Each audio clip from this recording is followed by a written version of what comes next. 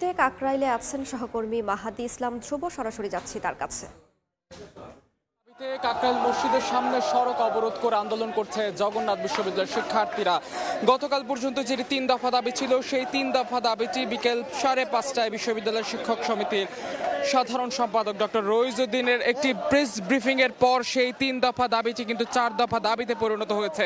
চতুর্থটি দাবি শিক্ষক সমিতির পক্ষ থেকে জানানো হয়েছে, সেটি হচ্ছে গতকালকে মার্চ যমুনা কর্মসূচিতে যে শিক্ষকদের উপর যে ন্যাক্কারজনক হামলা করা হয়েছে পুলিশের পক্ষ থেকে, সেই হামলার সাথে নেপথ্যে যারা, তাদেরকে শাস্তির আওতায় আনতে হবে।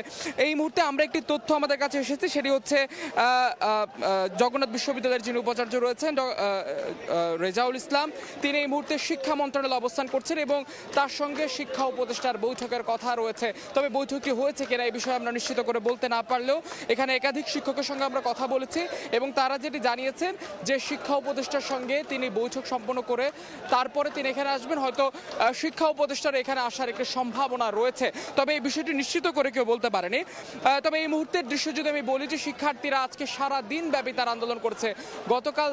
গতকাল থেকে শুরু হয় যে আন্দোলন, তারা রাত্রে অবস্থান করেছে। আজকে সকাল থেকে বৃষ্টি উপেক্ষা করে তারা এখানে সড়ক অবরুদ্ধ করে তারা আন্দোলন করছে এবং তাদের যেটি বক্তব্য, তারা তাদের দাবি আদায় না হওয়া পর্যন্ত এই আন্দোলন চলমান রাখবে এবং কোনোভাবেই তারা এই 4 দফা দাবি বাস্তবায়ন না নিয়ে তারা ক্যাম্পাসে ফিরে যাবে না। এবং বিশ্ববিদ্যালয় প্রশাসন, প্রগতিশীল সাংস্কৃতিক রাজনৈতিক দল সব কিন্তু এই শিক্ষার্থীদের আন্দোলনের সঙ্গে সংহতি জানিয়েছে এবং এরই মধ্যে বিশ্ববিদ্যালয় শাটডাউন ঘোষণা করা হয়েছে।